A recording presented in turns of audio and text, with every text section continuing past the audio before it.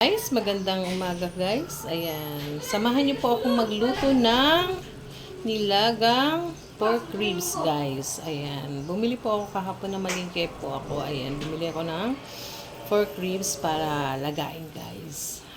Na-miss ko po ito, yung nilagang pork ribs. Mas malasa po kasi ito. Ayan, habang pinalalambot ko po yung pork ribs niya ay nilagay ko na rin po yung mais para po sabay na pong maluto. Ayan, para lumasa na rin po yung lasa ng mais guys. Ayan, nilagyan ko na po siya ng sibuyas at saka paminta.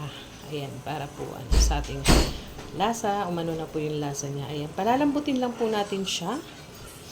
Then, pag malambot na po, tsaka po natin ilalagay ang ating gulay na pechay bagyo at saka repolyo guys. Ayan, masarap po ito kapag may maraming gulay guys. Ayan. Ayan guys.